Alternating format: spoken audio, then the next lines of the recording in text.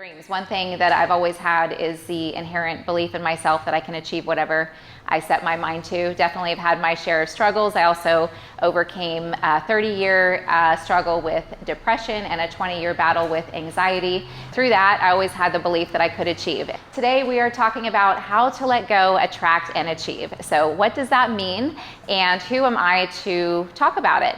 I am someone who, I'm a self-proclaimed control freak. I'll just say it. I used to be so tight with my time that I would sometimes pretend not to see people that I knew, that I liked, for fear that I would scratch one less thing off of my to-do list, because that is where I placed my value. And as you can imagine, I was certainly missing out on opportunities to connect with people and the opportunities that were meant for me to align with them. And I wasn't very happy. I was getting a lot done, but I wasn't very happy. I felt, pretty empty. And I learned, once I learned to loosen the reins a little bit and let go of a little bit of control around my time, I actually achieved much more with less effort, because I was present. When we are unhappy, we have a distracted focus, and so we get less done, because while we're trying to focus on our job or our obligations, our mind is trying to figure out what's bothering us and how to get happier. So hopefully I have something for everyone to come away with today, but let's do a quick audience check-in by show of hands. Unless you guys are feeling shy, that's okay too, no pressure. Who here has a goal? They know exactly what they want, whether it's career or hobby or just a bigger goal that you guys are working toward, and you're actively working toward it, and you would love to get there faster? Anybody? Yay, awesome, great job, nice, I like it. Okay, who here feels that you have a greater purpose, something meaningful for you to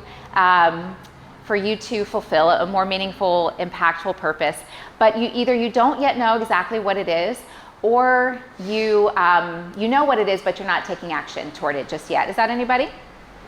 Okay, very good. And then who here has maybe most areas of your life are going great, but maybe there's one nagging problem, one area that keeps showing up and is bugging you, and if you wish you could just get a handle on it so you could move past that obstacle and it would stop holding you back. Do we have anybody? Absolutely, likely at least all of us, definitely myself included at one point. Great. So my outcome goal is to have something for everyone, for you guys to come away today with some specific and simple action steps to help you succeed, overcome challenges, and achieve your goals faster. And everything I'm going to talk about today, these are tools that we inherently have within us. So maybe the new year is a good time for a reminder. This is just for you guys to think about yourselves, okay? So you don't have to answer out loud. But if you could be or do anything you wanted, so maybe it's a new business, maybe it's a goal, maybe it's a different career direction, you could do anything, and failure were not possible, and money were not an issue, what would you do? Just let your mind kind of expand around that for a moment. I love asking people this question because I get to see their eyes stop looking and instead start imagining, and that's the key. Kids have the right idea. Our imagination helps us to manifest. As we identify and work toward our goals, our imagination, getting excited about what we're working toward as if it's already happening, is how we manifest faster, how we reach our goals faster. Jordan Peterson says we can have whatever we want, but we have to know what it is. Sounds simple, right? When we know what we want, we have a clear path, a clear direction, and we get there faster. And when we don't know exactly what we want, a lot of times, especially today with all of the stresses, we have a lot of mind clutter, and we can't hear our intuition, what it is we really want. And so we might still get there, but it might take a lot of different efforts and paths and a lot of unnecessary frustration in getting there. So if it is that simple, if we can have whatever we want, but we have to know what it is, why do many of us still struggle with the same challenges year after year, sometimes decade after decade, myself included? And why do so many of us not achieve our bigger goals? Because we don't make it past the first step. So we're going to jump in with what I call the life-changing, life-creating process. This is in my book too. This is 5 simple steps that can help anybody in achieving any goal and in overcoming any challenge. Does anybody know what the first step might be? Actually, let me ask you this first. Have you guys ever had a moment where you get an idea, something that you're curious about or that excites you? Have we had this happen before? And then what happens? First we get excited, and then a moment later, human nature, fear kicks in. We immediately leave the present moment and start thinking about steps 4, 5, and 6. Well, when this happens, if so-and-so says this, then how am I going to get there? What am I going to do if this happens? And we stop ourselves from ever getting started. So the first step in the life-changing, life-creating process is awareness. We must acknowledge the idea. And so first I'm going to take you through this five-step process when it comes to achieving a goal, and then we'll circle back through when it comes to how to utilize it in solving a problem. So the first step is awareness. Acknowledge your idea. Easy enough, right?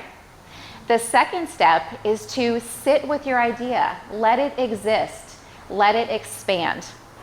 And then the third step is to get excited, just like a kid would do. Kids never worry about how they're going to achieve this or get that. They just know that they are. And when we choose to lead with that excitement, the emotion is what drives any change, whether it is achieving a goal or whether it is overcoming a challenge. We're sick and tired enough, we're frustrated enough, we're going to make a change. We're excited, so excited that we're going to take action. So we want to acknowledge our emotions and choose our focus. You have the power, we all do, to choose our focus, and that's a superpower. So when the fear creeps in, choose, observe. We always want to, I call it observing and choosing. We always want to acknowledge our emotions. So observe the fear, but choose to focus back on the excitement. Let your intuition lead you and let your logic follow. So intuition comes first. When you're excited, that's a clue. So lead with that. So step number 4 is to get curious. Choose wonder over worry. Instead of worrying about what steps 5, 6, 7, 8, 9, 10 are going to look like, get curious. I wonder how this is going to happen. Not worry. It's a very different thing. And how you can tell the difference is the emotion behind it. I wonder who's going to show up to help me along my path. And then step number 5 is to get started. So let's say you have your idea, you're curious and you're excited, but you don't know what the first step is. So what I mean by getting started is just to get present. Maybe it's time to go to work, maybe you don't have time to work on your goal, or maybe you don't yet know what the first step is. The present moment is the only place where anything can ever happen, right? Of course, we all know whatever happened in the past is no longer happening. Unless we choose to focus on it, then we bring that emotion with us, and that can cause unnecessary pain and frustration. And whatever is going to happen in the future is not happening. So the present moment, we all agree, is the only place where anything happens. So wouldn't it then make sense that that is when our ideas come? That is when the solution comes. Acknowledge the idea. You want to let it exist, let it expand. You want to get excited, get curious, and then get present. And what will happen is, so go about your day. Maybe you have to go to work, maybe it's time to pick up the kids, maybe you're going to yoga, whatever it is. You will get an idea, something that excites you or something that you're curious about, and that is your first step. And we can only get to the second step after we take the first step. The universe cannot give us more of what we won't take. If you have a new business idea, you must first take 1 hour to focus on it, whether it's brainstorming or research or whatever it is. And if you don't choose to take that 1 hour, how will you ever get a full 8 hours in doing what it is you really want to be doing? Thomas Carlyle says, I love this quote, go as far as you can see, and then when you get there, you'll be able to see further. This is why it is completely illogical to worry. It's human nature, so we never want to beat ourselves up. It's okay. But we can become superhuman by choosing to focus on what excites us. So it's human nature to worry about steps 4, 5, and 6 because it's unfamiliar. It's uncharted territory. But we're never going to see steps 4 and 5 if we don't first take the first step. Do you guys know, who knows Catherine Leary? I'm just going to give you guys a quick example. So she's a yoga teacher at this studio, and this is a little bit of hearsay, but I'm sure it's true because I asked Alex at the front desk the other day, how is Catherine doing? So Catherine used to be a teacher here, and she started doing yoga retreats in Jamaica. So What I want to say with this story is that the universe has bigger plans, or God, whatever you believe, has bigger plans for us than even we can imagine. And thank goodness, because we would surely limit ourselves. So I bet whenever Catherine first got the idea to start doing yoga retreats in Jamaica, sure, maybe she had a little bit of fear, like, what if nobody comes? What if it doesn't work out? How am I going to figure out the logistics? But it worked out for her, so I'm sure she led with the excitement, because now she's doing yoga retreats permanently over in Jamaica. She probably still has her apartment here. And she's working directly in conjunction with the Bob Marley family. And Alex told me she's getting flown here and there on private jets. Do you think that she imagined that when she first got the idea? So this is what I mean when I say we can't know what steps 4, 5, and 6 are going to look like. But greater things show up for us once we choose to get started. Once we choose to do what scares us, which is how we expand our comfort zone, right? So once we get started down our path, then new goals and bigger dreams come in. But we'll never get the opportunity to see them if we don't take the first step. But we can take some pressure off. How do we do that? Just get present. Everything you need is already within you. Curiosity, excitement. Let's now quickly go back through that process for those of us who have a challenge that we want to overcome. How do we use the same simple 5-step process in overcoming a challenge? I love this story. I encourage you to find it on YouTube, Jordan Peterson Dragon Story. He's basically reading a children's book, and there's a little boy trying to tell his mother that there's a dragon in the house. And this reminds me of my house growing up, so I think that's one reason why I'm so passionate about this story. The little boy is saying, "Mommy, there's a dragon in the house." And the mom keeps saying, "Dragons aren't real, there's not a dragon in the house." And of course, the dragon symbolizes problems. So what happens with our problems when we don't acknowledge them? They grow bigger and bigger and bigger, which is why we often don't make a change until we are so uncomfortable. And then oftentimes we look up and we realize, oh my gosh, I've been angry and frustrated for the past 5 years. I got to get out of this job. It's affecting how I'm showing up in my relationships, for example. So what happens in the story is the dragon finally grows so big that its head and its tail and its arms and legs shoot out the windows and the doors, and it takes the house with it and takes off running down the street. And so finally the mom says, "Oh, there is a dragon in the house." And so then what happens when she acknowledges the problem? It starts to shrink. So the first step in overcoming our problems is acknowledging them, looking at the problem, which why don't we want to do this? Because it hurts. We want instant gratification. We want to feel better. But the great thing about this process, and once we go through it and we have success, is that we have confidence in ourselves that it will work. And then next time we don't have to stay uncomfortable for as long. Or we're excited and ready to pursue our goals because we know this process works. So awareness, acknowledge your problem. And then the second step is to sit and let it expand. I call it focus on the frustration. Because what happens when we identify the problem is the solution finds us. This has happened for me so many times, and I bet it has happened for you too. I bet you guys have already used this process so many times, you just haven't thought about it in overcoming challenges or in anything that you've succeeded at. Is it not true that we succeed at what we focus on? Yeah. So I use that little trick sometimes if I'm ever stressed out, not as far as I want to be in working towards something. I ask myself, have you been focusing on it? If the answer is no, I start to focus on it and immediately I feel better because I'm making progress. Sure, let the problem exist, let it expand, sit and focus on the frustration. This is actually how I came to publish my first book. This is my second book. So prior to coaching, full-time, I was recruiting for the past 8 years, and great career. I really loved it. I was good at it. I formed some great relationships with hiring managers. But towards the end of my recruiting career, I began to get increasingly frustrated with some of the unnecessary inefficiencies I was noticing in the process. And instead of, I could have just pushed it aside and said, let me call a friend and vent, let me go have an extra glass of wine and forget about it and show up to work the next day with the same problem. But instead I sat there and I focused on the frustration, and guess what? The solution found me. I got an idea, something that excited me, something that I was curious about. I said, you know what? I think I could help my clients in a more impactful way by offering consulting. And then on the recruiting hiring process. And then I said, let me get some clout first by writing a book. So then I wrote and published my first book. It's called Ready, Set, Recruit. Yes, so sit with the problem, let it expand. Step number 3, get excited about the possibility of change. Whenever I'm uncomfortable, when we're uncomfortable, we're getting squeezed. There must be a very good reason for that, right? It's because there's something different meant for us. There's either a better process that we are being pushed to discover or develop, and it'll make our lives easier, or there's a different direction that's meant for us. If we're comfortable, we stay where we are. So I now get excited when I'm uncomfortable because I know change is coming. And then step number 4, get curious, dig deeper. Okay, this is what's bothering me, but why is it bothering me?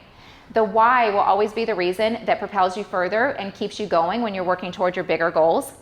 And the why, getting behind the why of what's bothering you, is really the core issue. And once you identify that, the solution will present itself. How can we provide a solution if we don't know what the problem is? So get curious. And step number 5, get present. If you don't have your solution, just go about your day. The solution will find you. It happens all the time.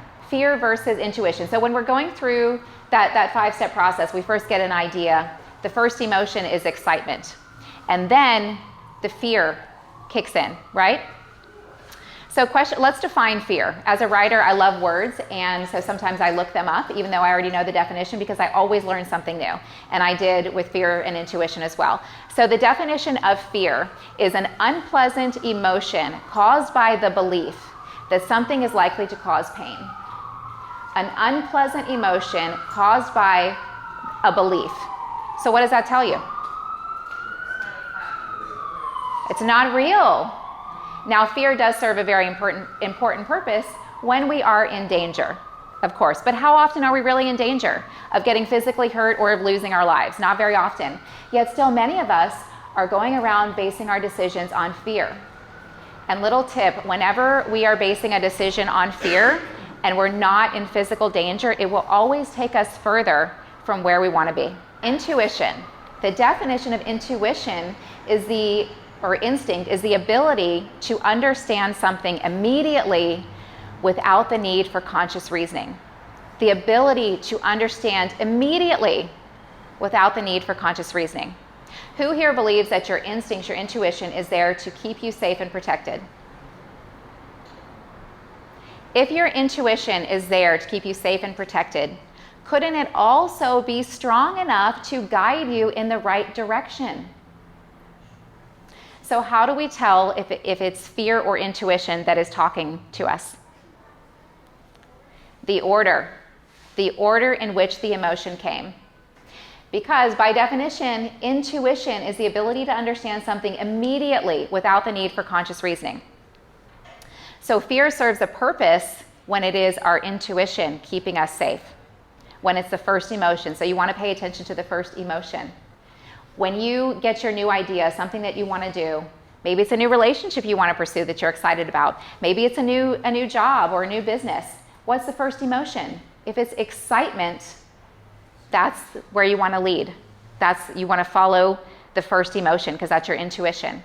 If fear creeps in after, observe and choose. You have the power to choose your focus, which creates your day, which creates your life. Because our mindset dictates our actions, and our actions create our life. And when we realize and accept responsibility that we have the power to create, even if we're in a place that we don't like, well, we can change it. So that's truly self-empowering. Quick story, I live in a beautiful building, and we've got a beautiful laundry room. A lot of people like to have laundry in their unit. I like the extra closet space, so I'm happy with my laundry room downstairs. And they were renovating the laundry room for about a year, so I was going to the laundromat. And one day, I live on the Upper East Side, so I'm walking down York Avenue. I look like I'm going camping. I look ridiculous with this big bag of laundry. And I'm walking, and this cab is pulling to a stop, and so I'm going through the intersection. And all of a sudden, this cab starts speeding up, and I couldn't process it. Made no sense, but thankfully my intuition made me move and get out of the way. And I'm surprised that this is the first time this has ever happened to me, almost getting hit by a car in 13 years of living in New York City. But that was my instincts, my intuition kicking in to keep me safe. If I tried to reason, it made no sense. The cab was pulling to a stop, and then he started speeding up. I have no idea what happened. If the sun was in his eyes after he turned the corner, he stopped and he's like, "I'm sorry." And I'm thinking, what the heck? So fear does serve a very important purpose, but you want to pay attention to the order. As we are working toward our bigger goals, and as we are working to overcome our challenges, we want to keep our mindset elevated. So we're going to talk about the law of attraction and why it doesn't have to be so mysterious and how to turn it in your favor. I'm sure you guys are all familiar with the law of attraction, right? And sometimes, I know for me, it seemed for a long time like I can't figure this out. It's working against me. It's always working. But with some simple shifts, we can get it working in our favor. So we want to keep our mindset elevated. Why? Because we attract more of how we're feeling. So if we're walking around feeling crappy, I'm sure we've all had a day where we wake up late, we're rushing, we don't pick out the right outfit, we burn our tongue on the hot coffee, and we arrive to work, we're crammed in on the subway, we get to work, we're sweaty, we're wrinkled, we're not in a very good state. If we don't quickly shift our mindset, we can easily go down the wrong side of the domino effect. So how can we change our state? Again, we have the power to shift our focus, to choose our focus. And your focus dictates your mindset dictates your actions, and then your actions create your life. So one thing that we can do to get the law of attraction working in our favor, to shift our mindset when we're not in a very good state, is to go into gratitude. And I will admit, I thought I had been practicing gratitude for a long time. We hear speakers talk about it a lot.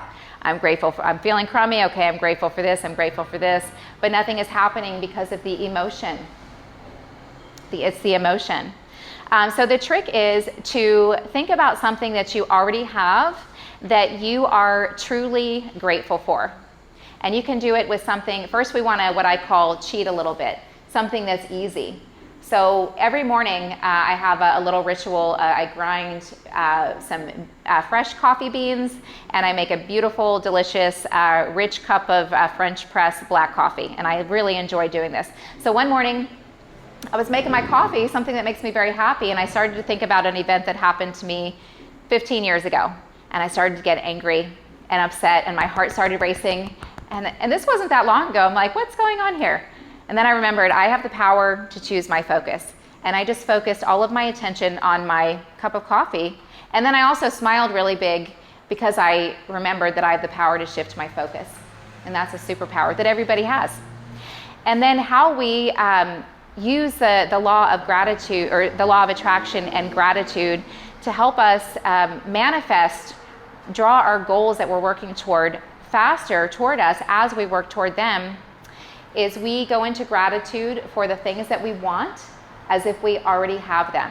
This is going back to using your imagination, getting excited, just like a kid would do.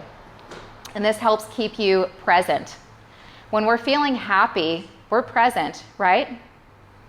When we're not feeling happy, we have a distracted focus, and we miss out on opportunities that are right in front of us.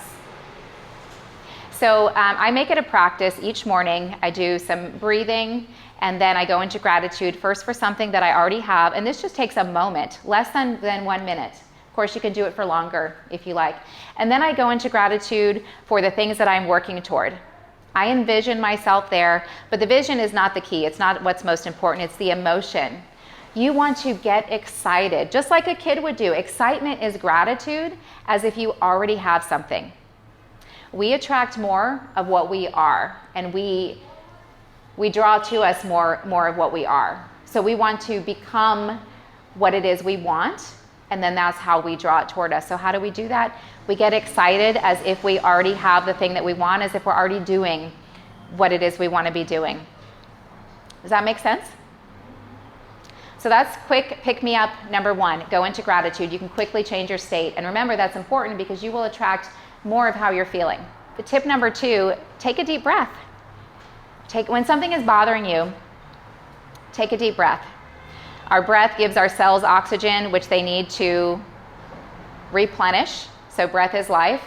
And when we shift our focus to our breath, we immediately get present. And do we make better decisions with a calm, present state of mind or a frustrated state of mind? Am I perfect at this? Absolutely not. I really lost my temper on a customer service person recently. And, so it happens. But I'm a work in progress too. And after that, I rehearsed how I would handle that situation the next time.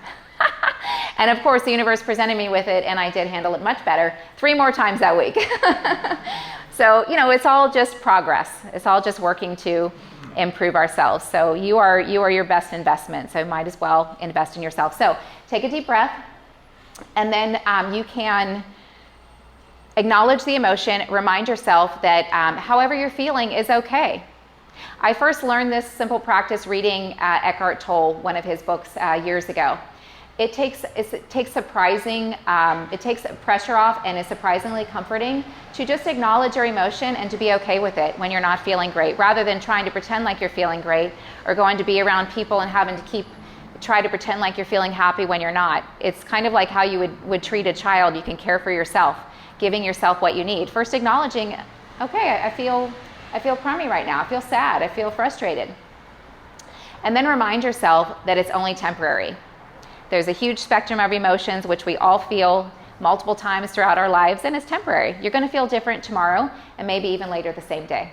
Research psychiatrist Jeffrey Schwartz has a simple process, 4 steps to retrain your brain. The first step is to acknowledge your emotions. So I always recommend taking a deep breath first. And then you want to give it a label your emotion. I feel angry, whatever it is. And then you want to reframe it. I don't think I have his words exactly right, but it's basically, I'll give you the steps. So label your emotion and then ask yourself, is anything really wrong or am I okay? Well, if you're not in danger of dying or dying, you're actually okay. And then the third step is refocus.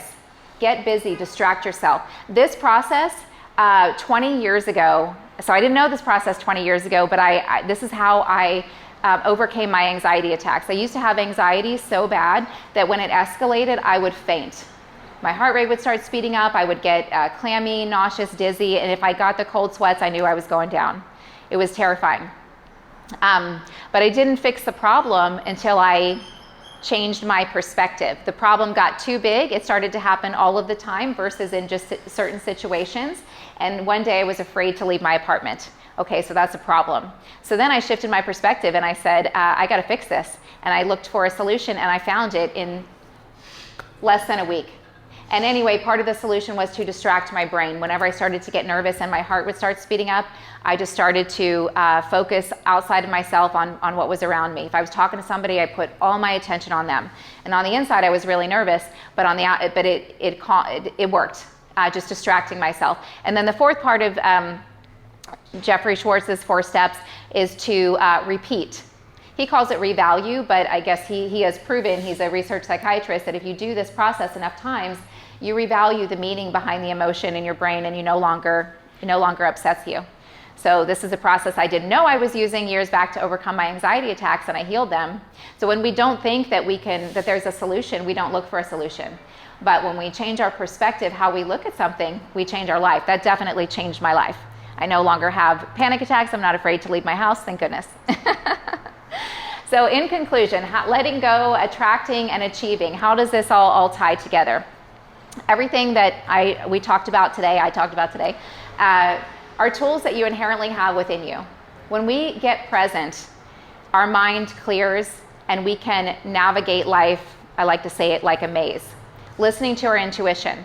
I'm sure we've all made decisions before or had that feeling before where something makes us very uncomfortable, our heart drops into our stomach, but out of fear that a better job, a better relationship, something better won't come along, we go in that direction anyway and encounter a world of pain. It took me about 20 years to learn this lesson. When we learn to get present, we can go further, faster, we can overcome challenges with ease and less effort, and we can achieve with ease and with less effort. And thank you guys so much for your attention and listening. I hope that you guys got something out of it.